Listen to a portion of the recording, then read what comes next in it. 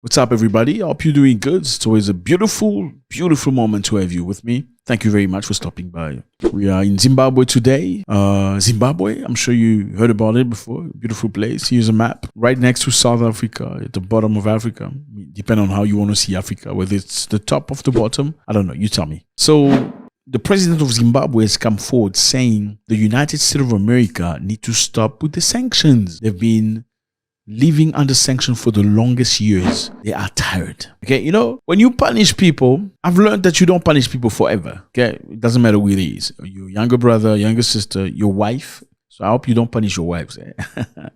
Just kidding. You don't punish people for too long, because when you punish people too long, what happens is they can revolt. They have enough of it and they say, you know what, you do whatever you want to do. I think you can do it now. But if you punish just enough, you can teach somebody a lesson. Whether that's your child, right? If you want to teach your child a lesson, you direct them to the right direction very slowly. But if you push them to the corner, they may become rebellious. Now, Zimbabwe President Emerson Mnangagwa has again called for the removal of what he called unjust, illegal, and unilateral sanction on his country. The US imposed sanction in 2001 under the Zimbabwe Democracy and Economic Recovery Act following the country's land reform program in 2000, and also became the government-sponsored violence. So, what do they mean by that? The land reform was a program created by President Robert Mugabe. I don't know if you've heard of Robert Mugabe. Robert Mugabe, that's the man. Yes, that's the man. Fought very hard for the country many, many years ago. Zimbabwe was colonized by the British. Okay, you know, when they came in 1884, so you can understand. I know a lot of people from Jamaica, the Caribbeans, and the US who don't necessarily understand. So the all of Africa was colonized in 1884. And in 1884, before they came into Africa, they went to Berlin. They are Europeans. Yes, they went to Berlin, had to sit down and say, you know, fellas, we've fought each other for the longest time in Europe. Now we're all going to look for something in Africa. There are minerals and many other riches. Let's not go fight in Africa. Let's not go fight each other. Okay, so before we go to Africa and we end up fighting each other, let's sit down in Berlin and have a conversation and let's just cut Africa into small pieces. So they decided to cut Africa into small pieces. Many years ago, there never used to be countries in Africa. It was just one big land, massive land that had within its heart people, clans, tribes, different people, pygmies, Bantus, many, many people living together in peace. There was no country. There was no, I'm Nigerian, I'm Cameroonian, I'm Congolese, I'm Kenyan. No, none of that. That came in 1884 when the Europeans came to Africa and said, you know what? I'm going to take some part of African lands and that's going to be my land. The British took Uganda, Kenya, South Africa, Nigeria, and other countries. That was allocated to the British. The French people took Senegal, Gabon, Guinea, Congo, and many others. Togo, Benin. They made it French protectorate. So they came to Africa, two countries, and started serving themselves. They started looting the continent, taking gold, diamonds, and stuff, sending back to Europe. Now, in Zimbabwe, Zimbabwe was colonized by the British. Okay, British took over Zimbabwe. They ruled over Zimbabwe for many, many years, beating the living crap out of Zimbabweans, poor brothers. Yes, sad story. Now, when the British came to Zimbabwe, they took over the lands too. So it wasn't just, we're going to colonize you. They took over the lands because Zimbabwe has fertile lands. They can actually have great agriculture. The British came and they took the land. When they took the land, many of them became farmers. So a very low number of British had more lands than the autochthones. You know, small number of British had more land than the local Zimbabweans. And the problem was, the British cultivated the land. They produced from the land. They sold to Zimbabwe and sometimes sold to Europe. And the money they acquired was never into Zimbabwean banks. Then when Zimbabwe got independence, they were still okay. The British were accepted. I mean, the descendants of the British that colonized Zimbabwe were still in the land of Zimbabwe. They were ruling over the country. They had more land than the Zimbabweans. Okay, they produced potatoes, tomatoes, and most other things that you can imagine. They made a lot of money out of it. Zimbabwe was reduced to consumers. However, they never banked with Zimbabwean banks. The money they made was sent back to Europe. Yeah. Then the president, Robert Mugabe at the time, said, hey, are you guys British or you are Zimbabweans? They say, we are Zimbabweans because we are born here. You say, okay, well, if you are born here and you say you are Zimbabwean, why don't you bank in Zimbabwe? Why do you send your money to Britain and other countries? Why don't you inject the money into the Zimbabwean economy so the economy can grow? Why are you being selfish if you truly are Zimbabwean? You see, I'm asking you to change that way of living. You need to change things. You need to start banking in Zimbabwe so Zimbabwe can be a decent country. Unfortunately, these people didn't want to listen. They continued sending money away, continued sending product, the best product of the land, different countries in Europe, not in Zimbabwe. So the Zimbabweans only profit from, the crumbs of not the best quality of life. The best quality went for exploitation. And the President Mugabe did not like that. So Mugabe, of course, had many difficulties, he had many issues, but he truly wanted the good things of Zimbabweans. He decided to take the land back from the British colonialists to give it back to the local Zimbabweans. He took the lands and gave it to the people. Some of the British were compensated, but the majority of them did not get any, they got nothing. Because they say, we need to get money for it. They say, okay, by the time you came from Britain, at least when your grandfather came from Britain, he never paid any money for the land. He took it by force. So we are taking back our lands because it belongs to us. That's what happened. After that happened, Mugabe gave the land to Zimbabweans. The European countries and America were not happy at all. There's one thing, fella. These people stand together. Yeah, the Western nations stand together. If you touch one of them, you touch everybody. Unlike Africans, let's just be honest. You can beat the shit out of an African country. The next African country will do nothing about it. They will just watch. Yeah, are you doubting me? Please don't doubt me. You remember what happened in Libya? Do you remember what happened in Libya? Who destroyed Libya? Not the Africans. Who destroyed Libya under Gaddafi? It was America and France. They went to Libya, destroyed Libya because they didn't like Gaddafi. And none of the African nation left a finger saying, stop it. This is our continent. And please don't tell me it's because they didn't have the power to fight back. You don't need power to fight back if a strong man touches your mother, right? Do you need power to fight back if a very strong man touches your daughter or your brother? Or your mother or your sister? No, you fight. What do you say to yourself? Let him kill all of us, right? Because you deem they are dear enough for you. African people did not support Gaddafi. But Europeans, when they heard that their children, at least their descendants, were kicked off Zimbabwe, not even kicked off Zimbabwe, kicked off the lands they supposedly owned, they hit Zimbabwe with sanctions, some of the most horrendous sanctions ever. And they said the sanction is against the government, the undemocratic government, and they say it was against President Robert Mugabe.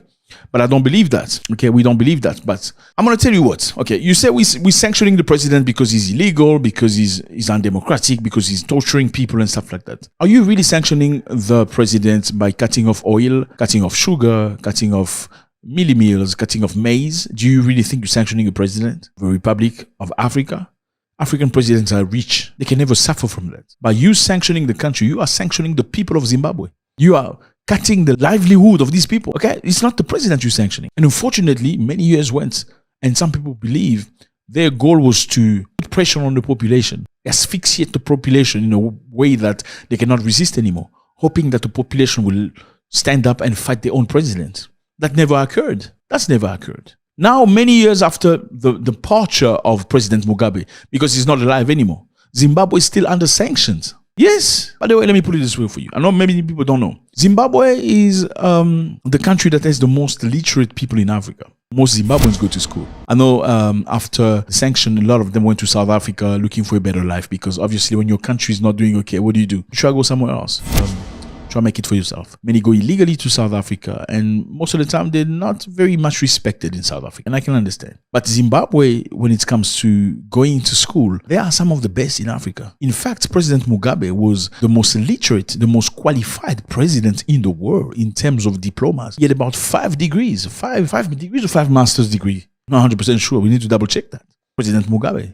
And it was the reason why his country was reduced to pure poverty. Again, fellas, is this correct? President Mugabe was one of the few presidents to stand for the rights of Africans. He came to the United Nations and say, we need to review the Security Council. You remember the Security Council? So Security Council is this program where 5 countries decide for the entirety of the world. Yes, these 5 countries, if they say yes, even if the rest of the countries say no, it's yes. If one of the 5 countries say no, even if the rest of the countries in the world say yes, it's no. So it's like they have more power than everybody else. These are United States of America, Britain, France, China, and Russia. These are 5 countries. It's like they are the super countries. They decide for everybody. So Mugabe said, no, I mean, how can we talk about Security Council in a situation where Africa is not represented? Who represents Africa in the Security Council? How can we talk about a free world, talk about democracy, if Africa is not represented? I mean, the man did a lot of negative things. Like some people believe he gave the land to the Zimbabweans that were never trained for the business. Meaning many Zimbabweans took the land of Zimbabwe, the land that was occupied by agriculture or farmers that were white. They took the land, but they mismanaged it. Many of them, because they did not have training. Let me say, most Africans, when they have business worth, perhaps, let me just give you a stupid example, $1 million. Instead of using the $1 million to run the business, they will perhaps use 900,000 to enrich their stomach, buy houses, buy cars, and try to run the business only with 100,000. So they will use 90% of the money for their own purpose and 10% with stupid things. So many people believe the reason why Zimbabwe failed in terms of reform, as the president planned it at the beginning, was because many Zimbabweans were reckless. They did not learn from the white man that occupied the land. I mean, this is not exclusive to Zimbabwe, not learning. Okay, Uganda went through the same thing. Uganda was run by Indians in the 1960s. Yes, the Indians came to Uganda via Kenya. How did they get to Kenya? The Indians came to Kenya when the British came to Kenya trying to build a railroad from Mombasa to Kampala. Mombasa is in Kenya. Kampala is the capital of Uganda. So the British wanted a way to get to, usually when they come to Africa, they will build very good infrastructure from the inside of the country to the port, because they want to steal and run. So they wanted to build a railroad from Mombasa to Kampala. And for some reason, I don't know why, you can tell me why, they decided to bring in Indians and not use African local people to build the railroad. Was it because they deemed Indians were more intelligent than Africans? I don't know, you tell me. Did the British think Indians were more smart, more reliable than Africans in building the railroad? I mean, you in the continent, you see millions of people. Why don't you use them? Why do you have to bring some other people from another continent? Anyway, you let me know how you feel about that. So what happened was these Indian people built the railroad from Mombasa to Kampala. And what happened later on, when colonialism ended, the British left the continent, many Indians left the continent, and many of them remained in the continent. Many stayed in Kenya, some stayed in Uganda. Now, what happened later? The Indians were running the country because they had all the businesses. All the restaurant, the casino, and the businesses were run by the Indians. And a lot of locals, Ugandans, started working for the Indians. So these people come into your land, build railroad. Next thing, they are business owners and you start serving them. You become their employees. That was the reality of Uganda. When the president Idi Amin came into power, he chased them. I know you heard of Idi Amin, right? Yes, you've seen that movie when they portray him as an evil, brainless person. That's not the reality. Let me tell you something. As soon as you read a story where they're portraying an African president as a stupid, clueless, you need to start thinking the opposite.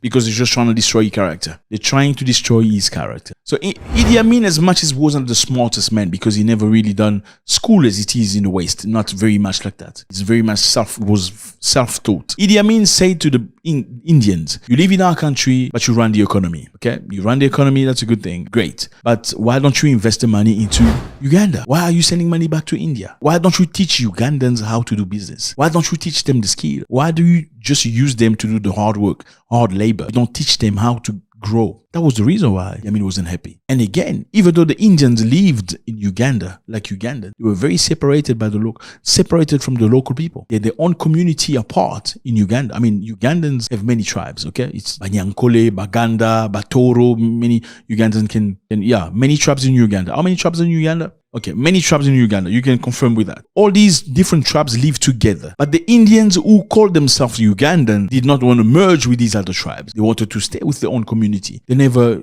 interacted with them on a friendly level. It was boss and employee level. So you're going to clean, we're going to get paid, and you get out. Idi Amin said, you know what? You're getting out of my country because you don't want to be Ugandan the way Ugandans are. And he gave them 100 days. Was it 100 days? I don't know. They gave them time. You need to leave the country. And they were running away. Many of them left. Some went to Britain. And some Ugandans took over the businesses. What happened next? Fortunately, many fell. The idea of Idi Amin, was it wrong? No, I don't think it was wrong. The initial idea was good, but the application was not right. People were not up to the task. Same for Zimbabwe. Okay, Idi Amin was hit with sanctions and many things happened later. Same for Zimbabwe.